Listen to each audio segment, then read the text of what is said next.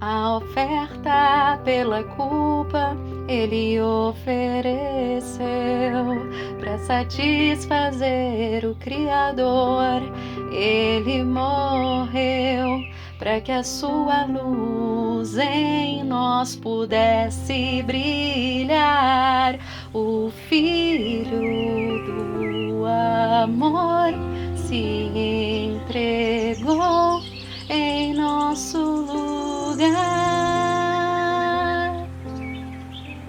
O mais rejeitado dentre os homens, ainda assim carregou nossas dores.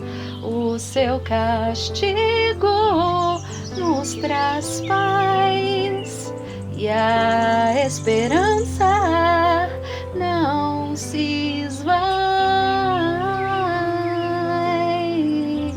És o Cordeiro que pelos nossos pecados foi esmagado sem dizer uma só palavra.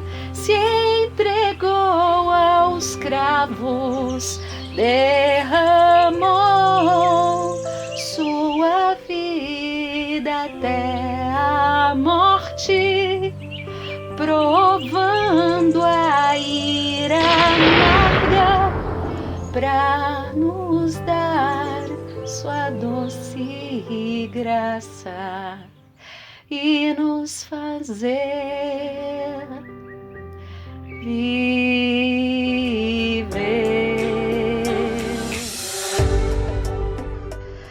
Vamos falar hoje sobre essa questão da expiação. Eu vejo muitas pessoas com dúvidas a respeito da expiação, porque não conseguem entender o que isso significa, né? Isso daí normalmente não é muito pregado nas igrejas e as pessoas não conseguem compreender. Por isso que é tão importante a leitura do chamado Antigo Testamento, porque é lá que a gente vai entender o que foi o sacrifício do Cordeiro. O que ele expiou, o que é expiação de pecado, o que é expiação limitada, né? Que a expiação limitada tem a ver aí com a predestinação. Então, se a gente não souber o que é essa expiação, a gente não entende verdadeiramente o sacrifício do Cordeiro, o sacrifício do Messias. E o maligno, ele é tão astuto que ele faz as pessoas rejeitarem o Antigo Testamento para que o entendimento do sacrifício do Cordeiro seja errado. As pessoas não conseguem entender o que foi o sacrifício e aí começam a ter um entendimento errado da fé. Então vamos ver aqui alguns versos da palavra que vai falar sobre expiação. Como é que era esse negócio de expiação? O que aconteceu? Eu não entendo, né? As pessoas podem perguntar, eu não entendo o que é. Ah, porque no Antigo Testamento eles faziam sacrifício de animais e isso era terrível. Aí aparece aquele povo, principalmente o povo gnóstico, né, dizendo que o Deus do Antigo Testamento era mau. Aí começam a levantar um monte de acusações contra o Criador do Antigo Testamento, tipo, fazia sacrifícios de animais, um Deus bom jamais pediria sacrifício de animais, por isso que ele é mau e tal. Porque isso, gente, vai sendo alinhado com o próprio coração do ser humano, que não entende, que não compreende. Aí, para o ser humano natural, ele pensa assim, que dozinho dos animais. Se o Deus do Antigo Testamento mandava matar animais, então ele é cruel, sabe? É um entendimento superficial e até blasfemo. E essas pessoas, muitas vezes, ainda se dizem crentes. Então, é crente em quê? Que Jesus é esse? Que Jesus é esse? Que faz as pessoas terem um entendimento que o Criador do Antigo Testamento é mau, gente, sendo que era o pai dele. Ele veio em nome do pai dele. Ele veio cumprir tudo que estava no Antigo Testamento. Gente, é muito importante que a gente leia os escritos antigos e ore. Não tá entendendo? Tá achando aquilo estranho? Ora!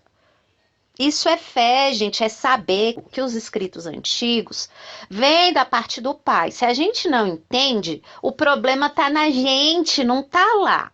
Se a gente começa a ver problema na Bíblia, logo a Bíblia não é mais fundamento. Então, em que eu creio? Eu creio no meu coração? Eu creio no que os outros falam? Em que eu creio? Eu creio nas minhas experiências? Tudo isso do lado de fora, gente, é relativo. Porque qualquer um pode falar o que quiser, a gente não tem uma base, a gente não tem uma rocha. E fé é isso, fé é crer que se o Criador é soberano, ele deixou a palavra dele para nos servir de rocha, de fundamento, de base, para que a gente tenha uma direção. Olha, se eu acredito aqui nas Escrituras por fé, que ela é a verdade e que o Pai é soberano para manter a verdade dele, logo eu vou comparar tudo de fora com o que está na palavra e aí eu vou ter uma segurança. Agora, se a palavra não é segurança, em que a pessoa vai acreditar? Nas experiências que outras pessoas tiveram, que falaram que canalizaram o espírito de não sei da onde, seres extraterrestres. Aí, a gente, é tudo da cabeça da pessoa. Quem garante se aquilo ali não é um demônio, se aquilo ali é coisa da loucura da cabeça dela, se é coisa do coração dela, não tem referência, não tem base nenhuma. Não tem segurança. Tudo fica relativo. Ok? Então, faz parte da fé nós crermos que as escrituras, elas são do jeito que são, por vontade soberana do Criador, e que ela é, sim, a nossa base, nosso fundamento da verdade. Crer nisso por fé. E a partir daí a gente medir todas as coisas por esta palavra. Essa é a segurança que a gente tem. E é isso que nos traz esperança. Olha que coisa maravilhosa, né? Então vamos tentar entender aqui essa questão da expiação. Segundo o dicionário que está no Google mesmo, o dicionário de Oxford Language, expiação, o que é? É purificação de crimes ou faltas cometidas. Meio usado para expiar-se penitência, castigo, cumprimento de pena, sofrimento compensatório de culpa. Na religião, no Antigo Testamento, uma classe de contrições que consistia em sacrifícios expiatórios, né, sacrifícios de animais, cuja finalidade era de reparar os pecados. No termo jurídico, o cumprimento da pena imposta à pessoa a quem se imputou a prática de um crime, né? Segundo a visão bíblica, pecado. Agora, ó, vamos ver aqui em Êxodo 30:10. Êxodo 30:10, que diz: uma vez no ano, Arão fará expiação sobre os chifres do altar com o sangue da oferta pelo pecado. Uma vez no ano fará expiação sobre ele pelas nossas gerações. Santíssimo é Yahuwá. Normalmente a gente lê essas partes de sacrifício e a gente não entende nada. Nossa cabeça dá um tilt, a gente acha, não, que horror, essas coisas, nem vale mais. Cristo veio para abolir tudo isso, essas coisas aí, não preciso entender, bye bye, tchau. Não é assim normalmente que as pessoas entendem? Pois é. Só que não entender isso é a mesma coisa de não entender o sacrifício do Messias. E se a gente não entende o sacrifício do Messias, antes a gente rejeita e tem por mal os ensinos que o Criador tinha dado no passado, é provável que a gente nem tenha experimentado verdadeiramente da salvação, porque a gente não compreende. Então, se o Espírito Santo veio para nos trazer entendimento a respeito da salvação, da verdade, do pecado, do juízo, como que a gente, né, se a gente não tem entendimento disso, e o Espírito Santo veio para nos trazer entendimento disso, então o que está acontecendo aí? É provável que a pessoa não tem Espírito Santo, não é verdade? Então, ó, no passado, o Criador estabeleceu esses sistemas para que pecados fossem expiados. O pecado, gente, era tão grave, o pecado é tão grave que no passado, para expiar pecado, um animalzinho bonitinho, um animal, uma vida, tinha que morrer no nosso lugar, no lugar do pecador. Olha a gravidade. O animal não era sacrificado só para satisfazer o prazer de um Deus tirano, igual muitos dizem por aí, não é? O sacrifício era para a pessoa não morrer, porque o salário do pecado é a morte. Então, o Criador, na sua misericórdia, sabendo que o povo era pecador, o que ele fez? Vamos fazer o seguinte, fazer aqui um jeito para expiar o pecado de vocês. Porque o pecado diante do Pai é uma falta gravíssima. Corrompe, sabe, a natureza. É horrível, gente. Então, ele estipulou aí esse sistema para que os pecados fossem expiados. Ou seja, ao invés de você morrer, já que você pecou, para você não morrer, uma outra vida vai morrer no seu lugar. Entendeu, gente? É isso. Por isso que hoje em dia temos aí, né, um cristianismo liberal que fala, pronto, o Messias morreu pelos nossos pecados, agora tá tudo certo, meus pecados passados já estão tudo apagados e eu posso continuar vivendo do jeito que eu quiser, porque a pessoa não tem entendimento da gravidade do pecado. E aí ela não tá nem aí. Ela acha que foi lavada, né? Ela acha, mas ela continua ainda vivendo na lama. Por isso que na palavra a gente vê lá, né, que a porca lavada voltou para a lama, porque a pessoa vai, tem aquela experiência maravilhosa, acha que foi alcançada, acha que foi salva, mas uma hora ela tá lá de novo nas mesmas coisas, tá no pecado do mesmo jeito. Então é a porca lavada que volta à lama, o cão que volta ao próprio vômito, porque o pecado é comparado com essas coisas imundas. Entendeu, gente? Aqui, ó, em Levítico 6,6 diz assim: e por sua oferta pela culpa, trará do rebanho a Yahuá um carneiro sem defeito, conforme a tua avaliação para oferta pela culpa. Trá-lo-á ao sacerdote.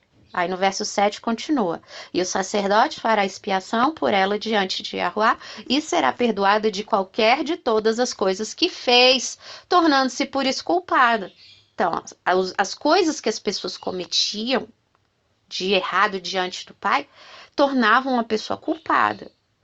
E aí ela deveria levar uma vida para fazer expiação desse pecado. E aí a pessoa poderia ter ali, naquele momento, tranquilidade, sem a culpa, né, por ter transgredido, por ter feito algo que magoava o Pai, magoava o Criador, né? Então, aí em Levítico 5:5, 5 a 7 diz assim: será, pois, que sendo culpado numa destas coisas, confessará aquilo que pecou. Aqui é no caso de um pecado consciente, porque nessas leis também tinha expiação por aqueles pecados que as pessoas cometiam na ignorância, para você ver a gravidade do pecado.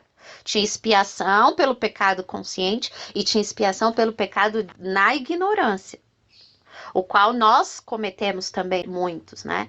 Sem saber. A gente não sabe, será que isso é pecado? E de repente a gente está cometendo, né? Por isso que é sempre bom estar em oração. E sempre lembrando, né? Pedindo para o Pai purificar, nos orientar, para que a gente sempre venha ter mais conhecimento sobre aquilo que, né, desagrada o coração do Pai. Aí, ó, verso 6. Como sua oferta pela culpa, pelo pecado que cometeu, trará ele a Yahuá do gado miúdo, uma cordeira ou uma cabrita como oferta pelo pecado. Assim, o sacerdote por ele fará expiação do seu pecado. Verso 7. Se as suas posses não lhe permitirem trazer uma cordeira, né, no caso do israelita ser mais pobre, trará Yahuá como oferta pela culpa, pelo pecado que cometeu, 2 rolinhas ou 2 pombinhos. Uma como oferta pelo pecado e outra como holocausto. Tá vendo? As pessoas mais pobres tinham que levar pombinhos, mas eram vidas da mesma forma. E aí a gente também vê que os pais do Messias eram pobres, porque no dia da expiação deles, Eles levaram pombinhas lá para o sacerdote. Então era assim que era antigamente, gente. Isso daí já eram figuras que iam apontar para o nosso Salvador. Porque sem esse entendimento, as pessoas lá no tempo do Messias, eles não iam compreender pelo que o Messias estava morrendo, qual que é o plano do Criador, não ia entender nada. Então tudo faz parte do plano maior do Pai. Tá, que eu vou ler depois.